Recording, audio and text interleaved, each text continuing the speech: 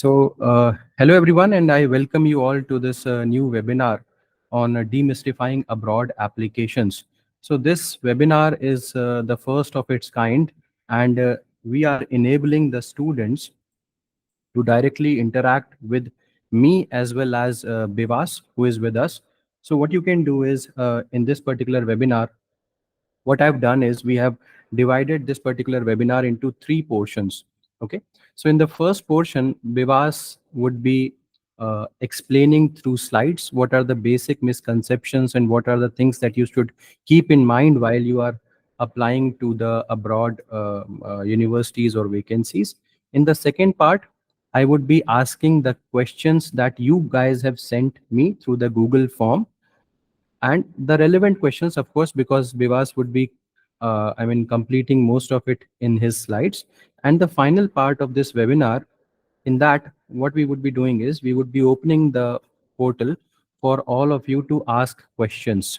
Okay, so this webinar would be in three parts, as I've already explained.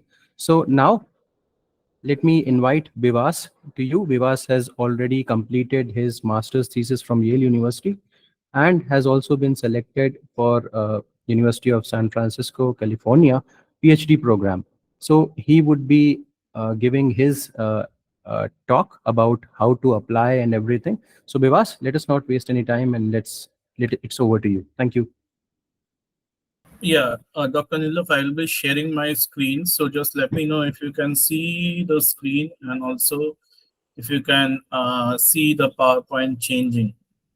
Okay, sure. Just let me know if you can see that. So is it changing? Yeah, it's changing. It's changing, right? Okay. Yeah.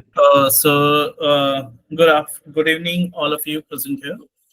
Thank you for Dr. Neelaf and Samadhan Life Sciences for giving me this opportunity to talk with you guys and about demystifying abroad applications. I'll be keeping my slides like short so that you have a lot of time to ask your doubts and all the questions that have been asked in the Google form.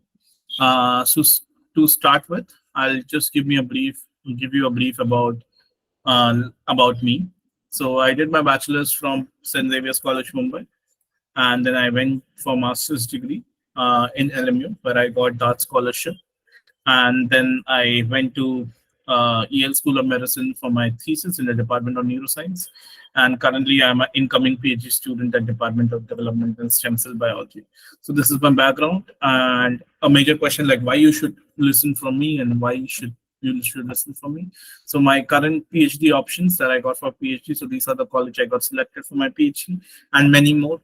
And this was the college I got for my masters, which includes Oxford and other good universities. So talking about why to study abroad, so quickly going about 2-3 points. So first of all, diverse academic opportunities, like there are different type of courses that you can apply for, and also the global perspective. You get a lot of people, a lot of diversity, a lot of exposure to the recent researches that are currently going on. Then network opportunities and enhanced employability. Yes, in India, the biotech sector is growing, but it's not at that stage that it matches with the Europe and US biotech sector. So it's always more employability in the abroad. Then cutting edge research, because the funding is very smooth over there. You get a lot of funding, so the exposure of cutting edge research and technology, and also you also develop a lot of intercultural competence. You learn how to work with people from different countries, know how to manage your time, know how to present. So these are all the soft skills that you also develop during studying abroad. I'll talk about Europe because that's now the season is, and then I will talk about US. So brief about it. So according to 2022 data, this were the number of students who went to Europe for different studies. So you can see United Kingdom, Germany, France, Spain, Italy, Netherlands. These were the like top choices. And talking about why to choose Europe. So Europe as a destination, high quality education, diversity programs, because you can get a lot of different type of programs, especially also during masters. So if you want something like a molecular medicine course, or maybe a translational neuroscience course, or maybe something related to environmental science, something related to drug discovery. All this type of diverse programs are there in Europe, and also you get a lot of scholarships. And especially for master students, as you know, Germany and France, they have zero tuition fees. So also that makes a good choice to go abroad and go Europe for a master's like program. Then again, research opportunities, strong industry connections, and shorter program duration. PhD is average of 3.5 to 4 years, so you end up doing PhD much earlier as compared to if you do in America or India. Then it's super safe, it's super cultural friendly, and once you have the visa of Europe, you can travel across different countries in Europe. So if you love traveling, Europe is a perfect choice for you. And also, again, employability and post-study work opportunities are also there. So types and timelines of PhD like applications in Europe. So master's application normally starts from December to July. So they normally happens through the portal, graduate school portal. And then PhD applications are divided into, just give me a second, I'll give the laser pointer. So PhD application is divided into three parts. One is through the graduate schools. So that starts from the fall term. Here, normally all the schools like Max Planck, EMBL, Helmholtz, other graduate school comes into action. There are other type of graduate school which opens in summer term during May and August. And there are universities directly you can apply on, and they have the rolling admission. So you can apply any time of the year. So again, the process remains same: college shortlisting, document collection, and application and post-application process that I'm going to explain you later in my later slides. Some drawbacks of studying Europe. So many people talk about positives of studying in Europe. I will also talk about drawbacks of studying in Europe. So again, language barriers. Sometimes there is language barrier during your day-to-day life, not in your academia, but also but during your day-to-day activities, or maybe during your uh, documentation work. So there is some language barrier. Cost of living is high. Then bureaucracy is there. Then a little bit cultural differences. So you need to understand what cultural stuff they like, or when you go from India to Germany to other places. So these are the four drawbacks. Then talking about US, why to choose US? You can see that every year it increases by 12% number of students going from India to US. And why to choose US as a destination? World-renowned institution and fast-paced research. US universities are full of funding, so and all the Ivy League colleges and good colleges which are top ranked are there in this country. Then they have very good global perspectives and diverse international students. So you find a lot of Indian students, a lot of students from all different areas of the world coming in and settling in and working together. Then research facility is very well funded, strong connection again to industry, and job placement is super good. And also they have a campus life, because normally what happens is in US you are admitted to a graduate school, not a lab. So you are going into a graduate school, you then do rotations, and then you choose for PhD. And also post-work opportunities are there, and employability is also there. Then types and timelines. Normally master's application offers in spring and fall application. Normally master's application in US is not funded, not fully funded, so it is very costly. So people who are planning to go for masters abroad, they should look for more into Europe, because that's funded. And then PhD application happens in two, mainly happens via fall application, so where the portal opens in October and January has a deadline. So this is your right time to prepare your documents, to prepare your all type of documents that are required for PhD application if you're aspiring to go abroad. And again, the process remains same: college shortlisting, document collection, and post application and application work. Some drawbacks of studying in USA: long years of degree. So it's normally 5 years, 5.5 years of PhD, and it's very competitive to get in. Cost of living is high. Safety issues in some parts of US, there is some safety issues. It's not that as safe as Europe, but they have some safety issues.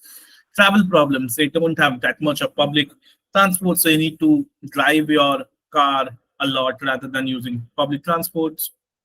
So, so now as I was talking about the process of application, college shortlisting, document collection, post application process. So college shortlisting, basically you need to look for program and curriculum that you like. Then you need to look for faculty and research interest. Like, do the college have at least 3 to 4 faculties that you want to work under? Then you have to look whether the course and the college has financial funding. Are they giving you funding, or what is the conditions? Then size of the program. So maybe like in a program, how many students are there? Are there like 100 students, or are there 40 students, or are there 10 students? And then location and the campus life. Then document collection, what are the documents you need? You need a transcript, which you apply via your university. Then you need your CV, which should be 2 pages maximum. Then statement of purpose and motivation letter, which is basically required in US, and only one statement of purpose is required in Europe. The letter of recommendation, you need minimum of 2 for Europe and minimum of 3 for USA. And language requirements. So normally, uh, what are the language requirements? Do you need any type of certification or something or not? Then what are the application process? You need to prepare for interview, get your documents verified via APS, and this is particularly for people who are planning to go to Europe or planning to go to Europe for masters and PhD. It's not needed for USA. And then visa application, and then looking for accommodation. So this is a roadmap for you, starting from college shortlisting to document collection to document preparation to application and post-application process. Then one major question people ask, like, what are the opportunities after your degree? So you can do PhD, like if you're going for masters, you can do PhD and post, or if you're going for PhD, you can do postdoctoral. Then you can go into academic administration. You can also work as a postgraduate associate. And that's a lot of question. A lot of people ask these questions, that how can we go to do master thesis abroad? So you can go to do master thesis abroad via this uh, via this like uh, domain called postgraduate associates. And what are the other type of opportunities that you have? You can work. You can work in research and development field in the industry. You can do data analysis and data science after your degree. You can go for government and policies. You can go for consultancy and project management. So these are different opportunities that you can do after your degree in abroad. And now talking about like major myths, why you think, what are the major myths? The first myth: there is no need to give a language test like IELTS and TOEFL. It's a very controversial topic. Many people have many views, but let me make it very clear. If you have done your bachelor's or master's in an English taught program, you don't need to give IELTS and TOEFL. What you need to do is you need to get a certificate from your university stating that your course of instruction was in English. And that is enough for you to get a waiver. In Europe, university asks for this certificate if you have the certificate from your university. In US, there are 90 to 95% colleges gives you the waiver if you have certificate from your university. So this is one of the myths we are busting in this webinar. Then another myth is like only student with research experience can get into graduate school. It's a myth because many people say that, I want to go to cancer biology, but I don't have research in cancer biology. So can I get in? Yes, you can get in, only if you can explain yourself that, whatever research experience you have and what makes you to, what makes you eligible to go for that program. That is enough for you to get into graduate school.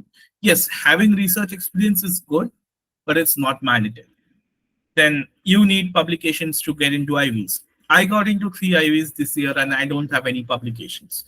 Yes, publications is good, but again, it's not mandatory to get into good colleges. In US, health insurance is not supported. It's a myth. Every PhD program that you go to US, every PhD program that you go to Europe, which is funded, they cover your health insurance. So that's also a myth. And university name matters. Like many people say that I'm from a government university, I can't go into like good colleges. Doesn't matter. What matters is if you are from a government college, have you taken the full advantage of all the resources that is available in your college? That is more important rather than your university name. So it doesn't matter whether you are from very state university or tier 3, tier 4 colleges, or whether you're from IIT. If you have a good profile, if you can present yourself well, you are going to get into good college. And that ends my presentation. So thank you for listening, and I will be happy to take your questions. I think Dr. Neelav will ask me question first, and then maybe you will be asking questions. So yeah. Yeah. Thank you so much, Vivas, for really perfect talk. Basically, I believe you have answered almost all the questions that were there in the Google forms that student asked. But still, I will check out the questions and will ask questions to you.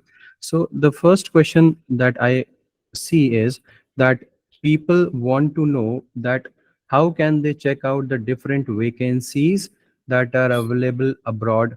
I mean, masters as well as PhD. What are the websites or what are the ways in which they can check out these vacancies? So there is no as such single portal where you can look for vacancies. But if you are interested in a particular university, let's say if you're interested in University of Munich or if you're interested in University of XYZ, you can go and follow their Twitter page or follow them on LinkedIn.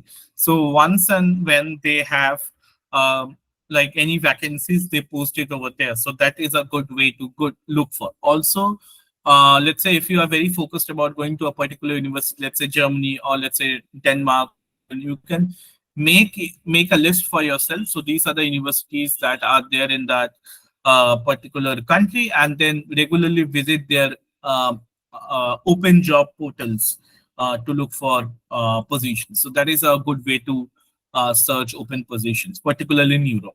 And normally for US and other countries, US it's very like very usual that all the graduate programs opens from October to December, so you can just check during that time and you can get details about everything, how to apply, when to apply, notice a deadline.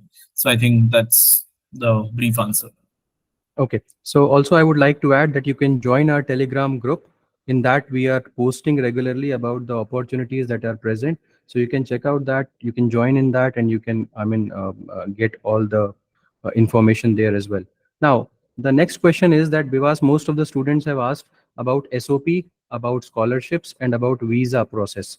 So can you just shed some light on that? So, statement of purpose is basically it has a different meaning in different aspect. So in Europe, when somebody asks you to write a statement of purpose, they are asking you to write a letter of motivation sort of thing. So in that, you write about what motivates you to apply to that lab or what motivates you to apply to that program. And you can also mention about your research experiences and particularly highlighting what you learn from your research experiences, not only the topic, but also like in terms of doing science. So let's say you did you did a PCR and the PCR didn't work for you. So you troubleshooted, right? So the learning of troubleshooting is important in science. So PCR is important, but also like learning how to troubleshoot is important. So in SOP, they are expecting you to learn to highlight those learnings in your document in Europe. But when you talk about US has different terminology for different things. In US, uh, there are different universities, and each universities ask for different type of documents. For example, one type of university will ask you, write me a letter of motivation and write me a research statement. So, letter of motivation, you write about motivation. Research statement, you are writing about the techniques that you use. You write about PCR in research statement, you write about troubleshooting in letter of motivation. The second type of university which will ask you to give you a letter of intent and academic statement of purpose. Here, the letter of intent means the letter of motivation, and academic statement of purpose means research statement. The third type of university will ask you to write a statement of purpose. In this case, the statement of purpose is nothing but a mixture of your research statement as well as letter of motivation. So I hope this is clear. And talking about the visa process. The visa process is simple. You don't need to worry about the visa process. Once you have the acceptance letter from any university, the university guides you from top to bottom of how to apply to visa. So that is not a thing you should worry right now. You should worry about your application. Visa process is very simple. Yes, the only difficulty in the visa process is getting a slot in India, but getting a slot in India because the slots are almost delayed a lot of times. But that's being said, visa process is very simple. Uh, yes, Bivas, there was one more point, scholarship. Can you tell us about scholarships? What are the scholarships, or are the master's programs always associated with scholarships, or PhD programs are always associated with scholarships? What is it all about?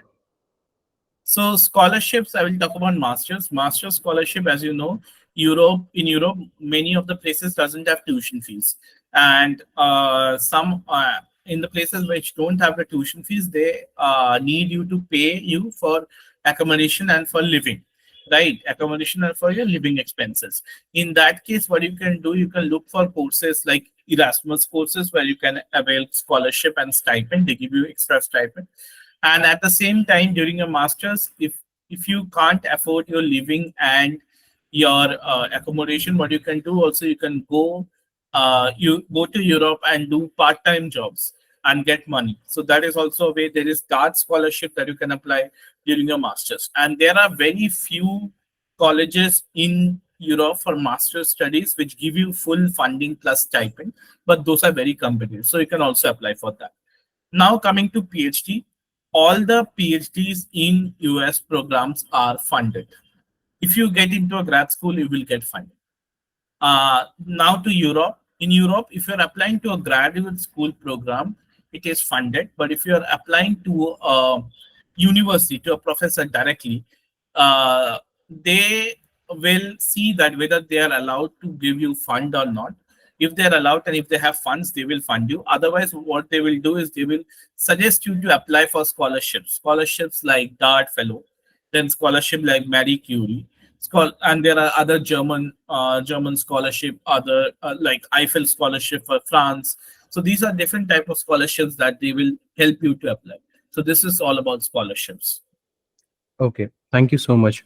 Now, I would like to ask you that are there any internship opportunities that are available remotely, or what benefit will it give if someone wants to do a remote internship? Is it available in Germany or in any European country? Remote internships are not available because they uh, like, unless and until if you are doing a bioinformatics thing, remote internships is very tough to get.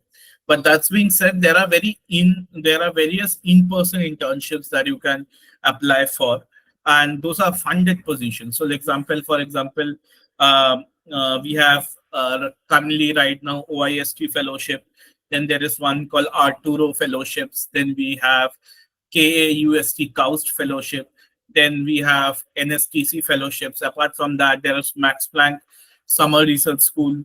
There is Dresden Summer Research School. There is like Barcelona. There's one center in genomics. They have a summer research school. So these all schools, summer schools, you can apply for, and that will be helping you to get a point in your CV that you have gone out of your country to do research, and also at the same time that gives you a contact of a person who contact of a professor who is like in abroad and can write you a recommendation letter. So it boosts your CV definitely.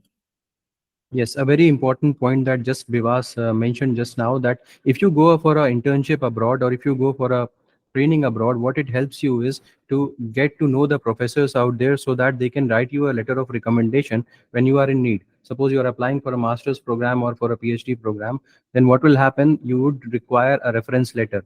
So a foreign reference letter would help you to get that particular position easily.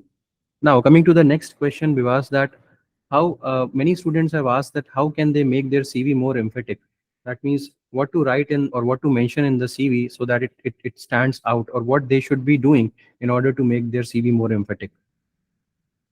To make your CV stronger, I would say highlight the skills. Let's say your CV should always in your CV, there should be always a section called technical skills, where you should write all the techniques quantitatively. Like one, I have done PCR. One, second, I have worked on spectroscopy. So all those techniques need to be listed very properly and clearly in your CV. That's the first thing. And also, second thing, when you are in India, it's always good to get an internship. Internships out there. Let's say if you can get into a JRF position, if you can get into a project research associate position, that is always good. The third thing that you can do if you don't get a research position, you can also do some courses, and courses not only like academic courses, but courses which will help you to, let's say, analyze data. So you do something which is related to R, or which is something related to Python, or something related to ML or omics. This type of courses gives your CV a multi-dimensional look, because this type of skills are required nowadays, and it will be very beneficial if you can do one or two such type of courses. Okay. So another question that comes to mind is some students have asked that suppose a subject that they have not that they have not read in their masters, they are interested in a subject that they have not read in their masters. Would it be possible, or would it be a good idea to reach out to the professors of that particular subject and apply to positions of that subject? Will there be chances of them getting selected? What would be it all about? Can this be done? Yes, it can be done, but then your chances are low, because you need to understand people. Let's say if you're applying to Europe, and let's say if one position is only for cancer biology, one position is open for cancer biology. So there will be like 100 and 200 applicant will be applying. Out of that, at least 100 applicant will be those who have already worked on cancer biology. Now, if you come from a background where you have not worked on cancer biology, your chances of getting into that position becomes less. But that's being said, it's not a hard and fast rule that, let's say if a cancer biologist is looking for a cancer biology, you should only go for cancer biology. But let's say if a cancer biology lab's looking for something related to mass spectroscopy, and you have done protein work, you have not never worked on protein, but you have worked on mass spectroscopy, so you should apply there, because that's a match of the skill set. So skill set match is more important rather than or not. And like adding to that, if you still want to do cancer biology and you have not studied, so it's better to take a research position, take a 1 year drop, uh, work in a lab which works on cancer biology, and then apply. So that will also be a good way to go further. Yes. Yes, a student has also asked that suppose I am having a 2 years gap, should I or will I be considered? I would like to answer that particular question. If you are having a gap, that is not a problem until and unless you are able to justify it. Suppose in the gap, what were you doing? If someone asks you, what did you do in those 2 years? If you can reply with that, I did some experiments, I did some internship, I went to this particular place to learn this, then that is not a problem. That would be a plus point for you. And if you are not able to justify those 2 years, then that might create a problem for you. I mean, it totally depends upon the interviewer who you are, I mean, in the panel of. Ms. Bivas, would you like to add something on that particular thing?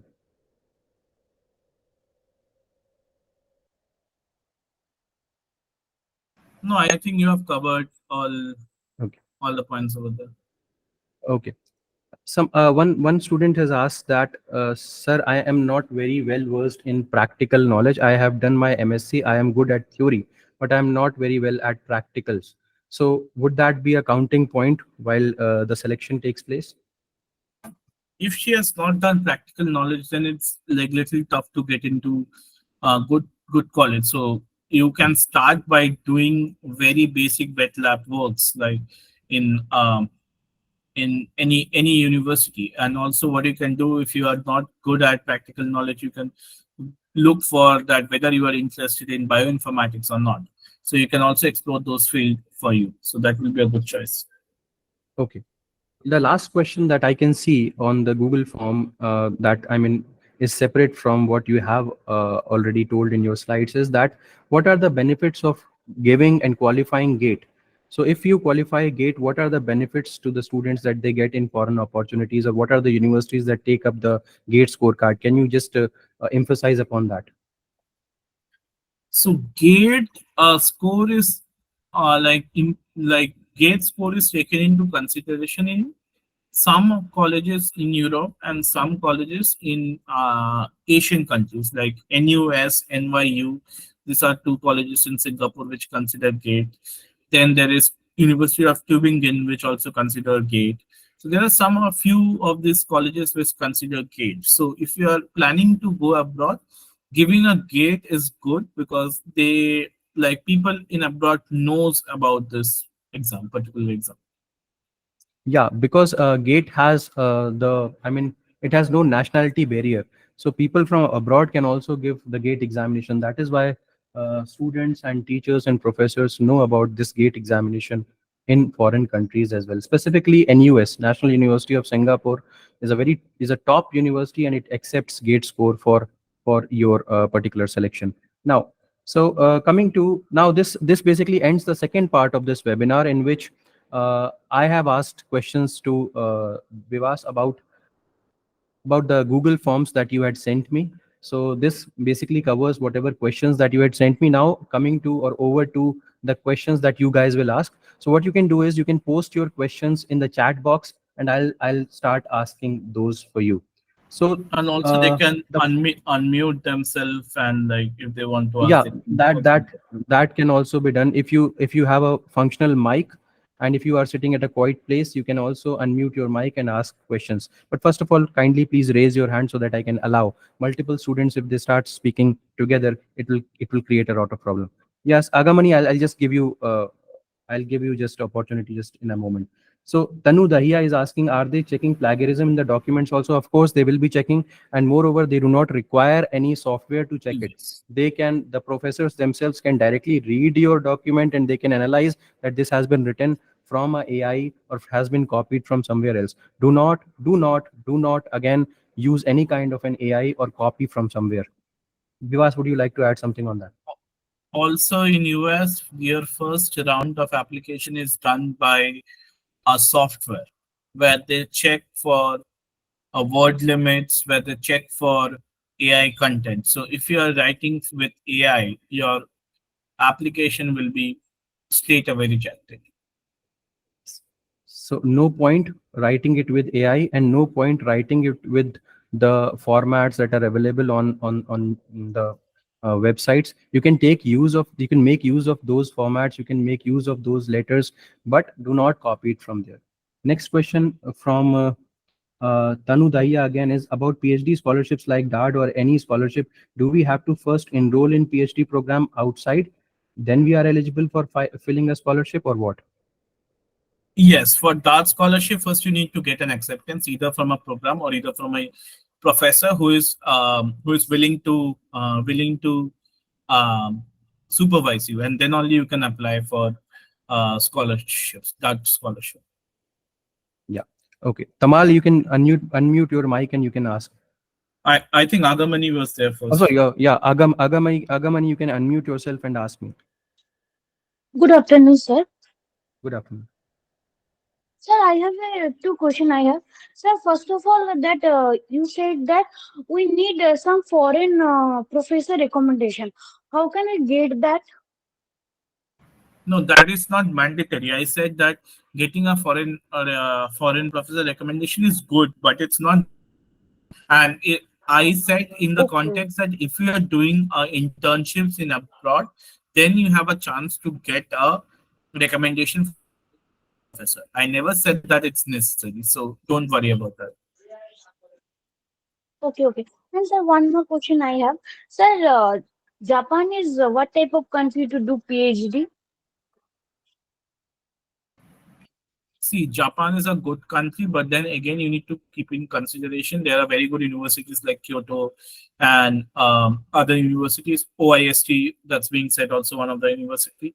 But that's being said, you need to keep in mind that there is some problem in language. There's a language barrier that are there in Okay, Japan. So you need to consider that when you are before you are applying.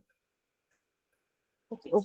Thank Okay. you so much, sir. So Mrinalini has asked one question, and she has long been waiting. Sir, how to apply and how much it will cost to do a PhD from foreign university? She is basically talking about the cost aspect. So as I said, PhD is, you get stipend, it's free. You should only apply to those places which have funding. And how to apply? Again, there are different ways of application, and I've talked in my presentation. In US, it is directly via graduate school. In Europe, there is graduate school, as well as there are application advertisement that comes out, and you can apply directly through the portal. So I think that's answer your question. Yes, Tamal Chakrabarti, you can unmute yourself and ask me.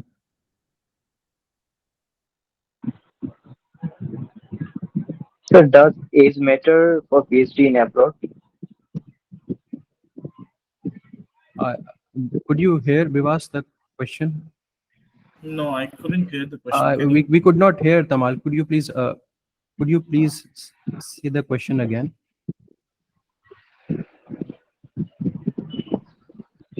Sir, am I Could audible, you sir? please? Yeah, yeah, yes, you are audible now. Could you please speak the Yes, question again? sir. So my question is, does age matter for PhD in abroad? Does what matter?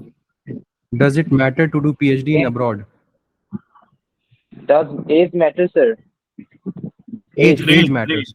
Age. Age doesn't matter. Age doesn't matter. Okay. The next question that I can see is that, yeah, Abhirup wants to ask, sir, for masters in an European country such as Germany, how can we bypass the need of blocked account? The need of locked account can be bypassed by getting into a program where it is fully funded. For example, University of Göttingen has MSc PhD integrated courses. University IMPRS Matter of Life Sciences. There's a MSc program which has MS PhD integrated courses that like these are the type of courses where you get funded and stipend from the.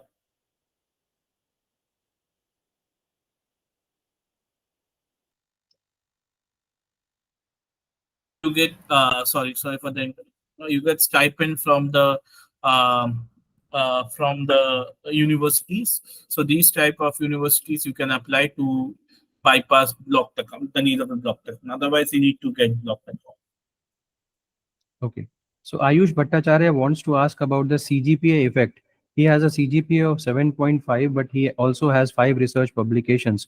So he asks that, will this 7.5 CGPA hamper his chances of getting abroad?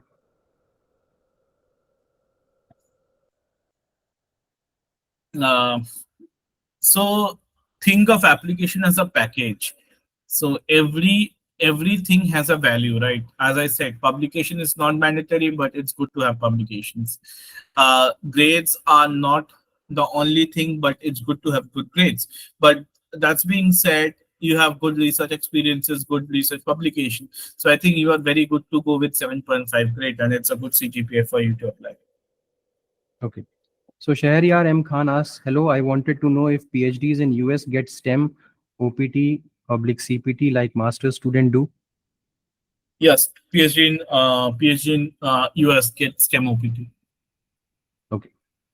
Ribu Chakravarti asks, is marks from the school level considered important while applying for a PhD abroad? No, school level marks are not important. Okay. Divyanka Sharma asks, can anyone in first year of MSc apply for PhD in abroad? No, you can apply once you have completed your master's MSc, like during your third semester, third to fourth semester. Because for PhD in abroad, if you have done BSc, then you have to do masters. But if you have done bachelor BTech, then you can apply directly. Okay. So Mrinalini Mishra again asks, sir, which university is good to do PhD in Canada and Singapore, and would it be a good selection? See, Mrinalini, good university is a subjective word. Good for who? I mean, good for which area? Good for neurobiology, good for cancer biology, good for epigenetics, good for what?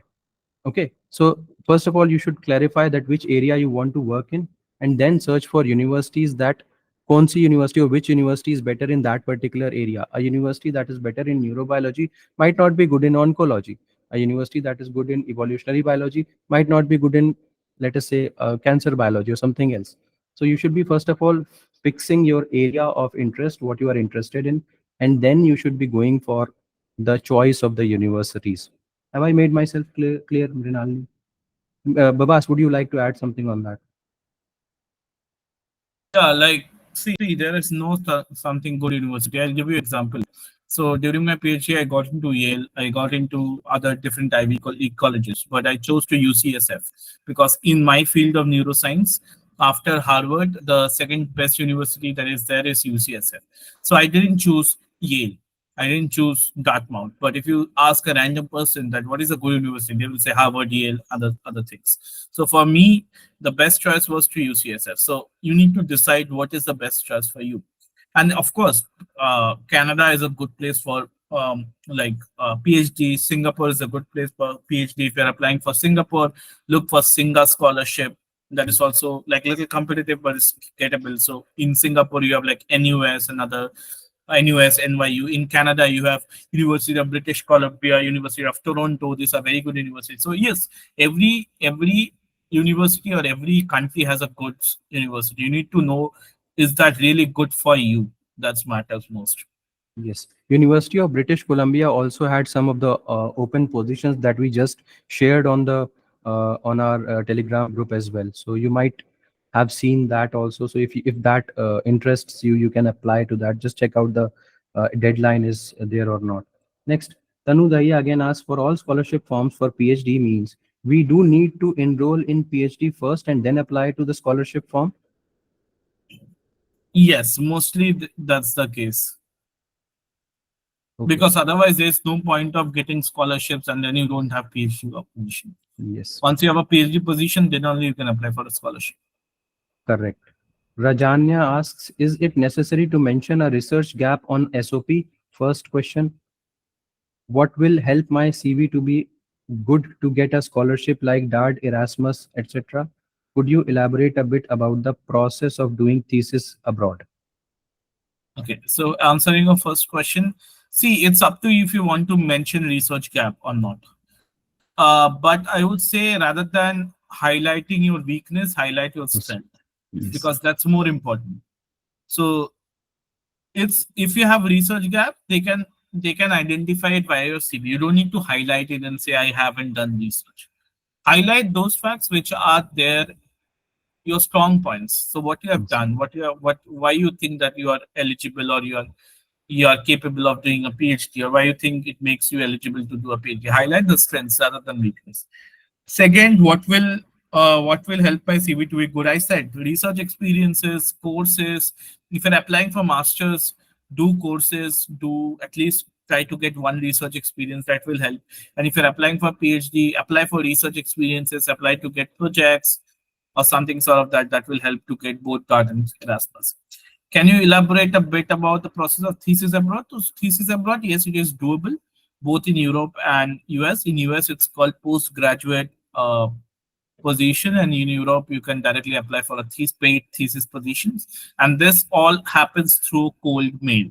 So you need to draft a mail to the professor saying that I'm interested in your lab, and then you can attach your CV in that particular email, and then you can start mailing to the professors. If they have funding, they will say, I have funding, you can come and join. So that's the simple end process. There's no portal where you can go and apply for thesis abroad. So that's one. So Suraj asks, sir, is any university for ethology in Germany and how to apply for it? And do you You have Suraj, you can just write the same question in Google and you will find a list of universities that are there good for ethology in Germany. And you can also see what are the requirements. So you can check this type of questions in directly by typing it in Google. Okay. So Divyanka Sharma asks, sir, could you suggest any specific area or field on which I could work on my master's thesis that could increase my chances of selection for PhD abroad? Currently, I'm pursuing MSc in biotechnology. Divyanka, if you want to work, it depends upon your interest. If you want to work on cancer biology in your PhD, do a thesis in cancer biology. If you want to work in plant biology, do a thesis in plant biology. If you want to work on neuroscience, do a thesis in neuroscience. All the fields are good. All the fields are good. There's no good or bad field. And all the fields are interchangeable. Like if you want to do an immunology, do an immunology. It depends up to you what interests you, and Yeah. based on that you should do your thesis. Yes, the most important thing that I feel is try to do an interdisciplinary work that involves multiple things. So that, I mean, suppose I involve a little bit of bioinformatics also, if I involve a little bit of wet lab also, what will it do is it will open my opportunities. A lot of opportunities I can grab, I can apply to, because I can say that, yes, this thing I've already done, and I might be a suitable candidate for your application. So I believe that should be the aim. Now, Devashish asks, Sir, when should I begin applying for masters? I'm in third year of my BTech. Also, what are few do's and don'ts while approaching professors? For masters, you don't need to approach professors because, as I said, masters program is only via portal, Yes. only via portal. So you don't need to approach professors. So what you can do if you're in third year, you can start applying for this year, because if you apply this year, you are going to get a position next year. So next year you can apply. Next year you can start your masters after you end your BTech. So this is the right time, and all the portals will open from October to December. So that's the right time to apply. Yeah. Mrinali again has a question that, sir, I have completed my master's in life science this year in June. Can I apply for PhD from foreign universities in the same session? Yes, why not? In Yes. the group, I think Dr. Neelav and I share a lot of PhD open positions that you can directly apply. So yes, why not? Yeah, no point wasting time. If you have got your degree, you should apply, start applying right away. Tamal says, a student who have a project work in DRDO, so is there any extra advantage for PhD in abroad? So see, DRDO is a government agency in India. So it depends upon the work that you have been doing in DRDO. How is it related to the PhD position that you are applying abroad? If they have relation in them, then of course it will be useful. But using the name DRDO in abroad, I don't think that would be doing you much good, because people do not or would not be, I mean, analyzing or understanding the importance of DRDO like people over here in India do. Would you like something to add? Yeah, so I'll give you an example. So people in my batch who are from IIT who have done masters from IIT, they haven't got into good places, like Yes. good places. So, but people who have done from state university have got into good places. So there are a lot of examples. So there's nothing named as university specific. Yes, of course, if you're from DRDO, um, if you're from IIT, you're getting good research environment to do your research. But what at the end depends is, can you do your research properly over there? Can you present your science properly on a sheet of paper while you're writing your SOP? So these all factor matters. So if you have done even in NASA a project in NASA, and if you can't explain your science, you won't be getting selected. So name doesn't matter. Again, repeating it again. Yes, if you're from IIT, if you're from other top in like NISERs or other IISers, it's good that you're in a good research environment to do good research. But it is not the end that if you are a good IIT, then you will get into Harvard. That's not the case. That's not never the case. So you need to focus on doing research and understanding what you're doing good research so that you can communicate and explain your research to a layman. And that's very important to get you a position in top colleges. Yeah. So Supriyo has one question. I'm in first year of masters and aiming to do PhD in abroad. How should I prepare myself from now? I believe we have answered that to a lot of extent, isn't it? So Yeah. start doing your, start getting the exposure of research, start attending conferences, start attending seminars that can boost up your confidence, and also give you a research exposure so that you can apply to multiple positions that are advertised as and when. So And Shahryar if you're, Khan has, yeah, yeah. I want to just add one thing. If you're in first year of masters, apply to the internships that are there, that are open for abroad internships like OIST, others. Look for IAS, Indian Academy of Science internship. Look for Corona internships. So these are a very good opportunities for you to apply if you're in your first year of your masters. So Shahryar Khan asks, suppose we want to come back to India after completing PhD abroad, will it be of value, especially in case of Europe? Yes, it will be a value.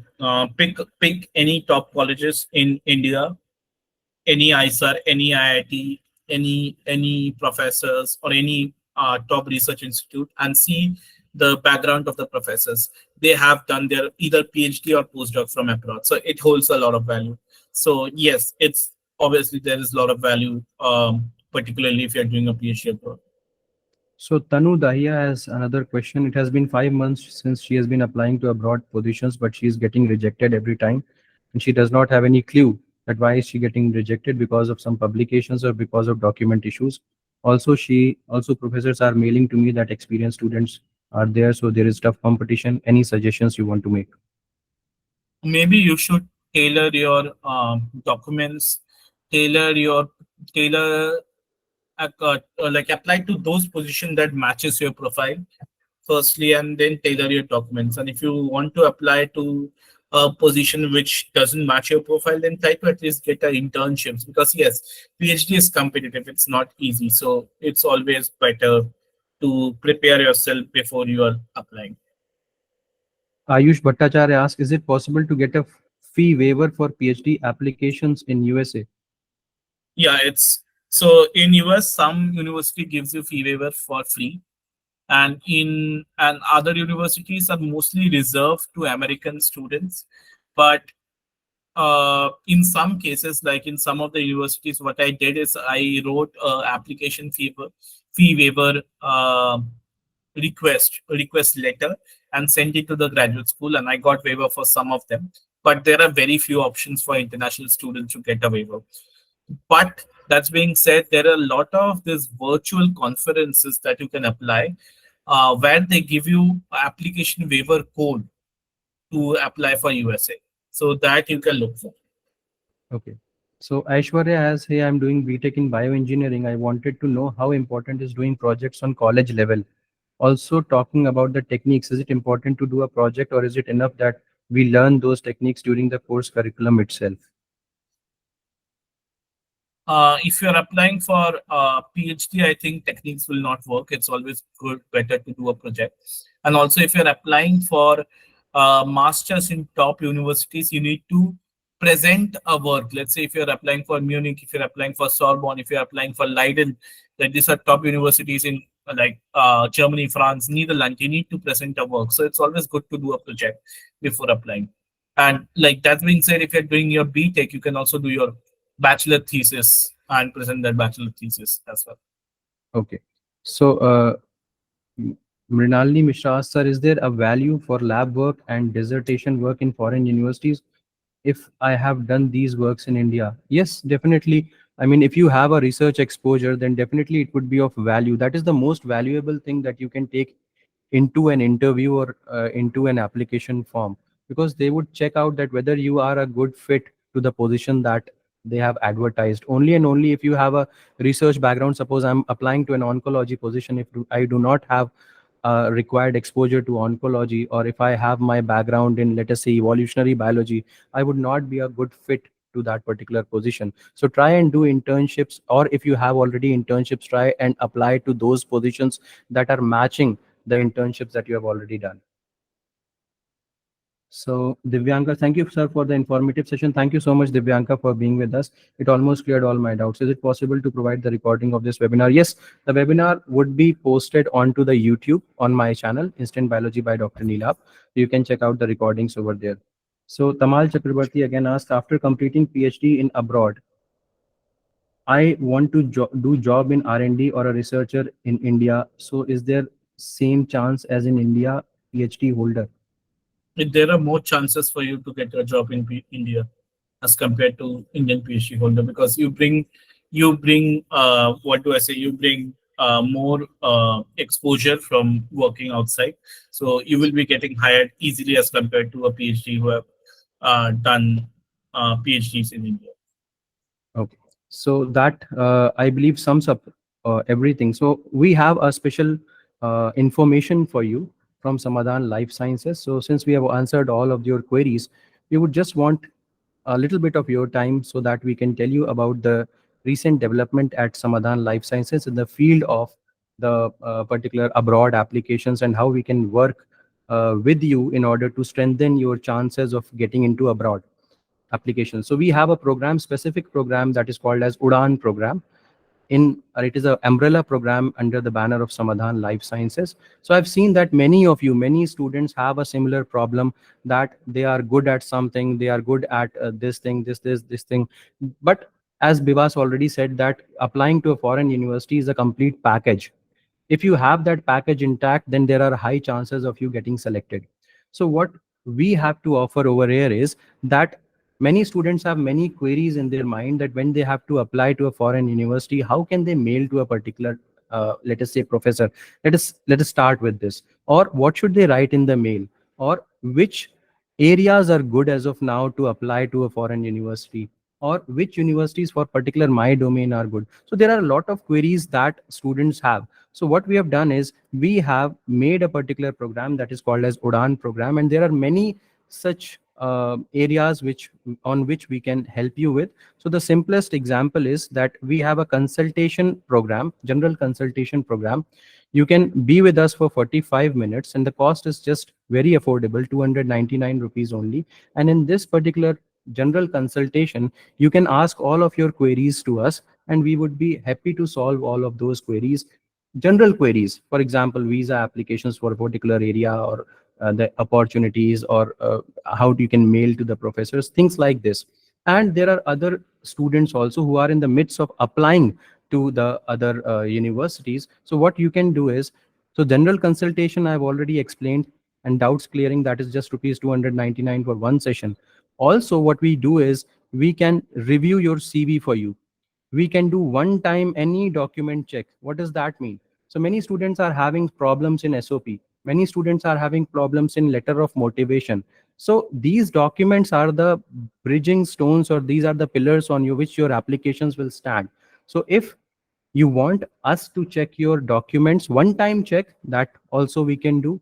Suppose you want mentoring in SOP, statement of purpose or motivation letter, you are not able to write it down, we can guide you to make your SOP or letter of motivation or personal statement or CV in a better way. Many students face a lot of problem in college shortlisting. Suppose in Europe, I want to work in neurobiology, but I'm not able to understand that which universities I can apply to. That is the biggest problem. Nowadays, people are consulting us mainly for college shortlisting. If you have problems in that, you can again get in touch with us on college shortlisting. Each of these sessions would be lasting for 45 minutes. I have not written because these programs or these things would be on specific requirements of the students. But yes, general consultation and doubt clearing session would cost you just rupees 299. If you have queries, or if you want to discuss about these things, you can always get in touch with us through your email, or through, also you can contact us through email ID. So this is our email ID. This has been mentioned over here, and this will also be posted on the YouTube description. We will be posting this recording on the YouTube, so it will be present in the description. Also, this is our contact number, so you can get in touch with us through mobile. Also, you can WhatsApp us, and then we can discuss about booking a slot for you. And this is the best thing that can be done under affordable costs. So this was all about the program, and this was all about the webinar, Demystifying Abroad Applications. I hope you would have enjoyed, and you would have taken the note of the services that we provide. So thank you so much.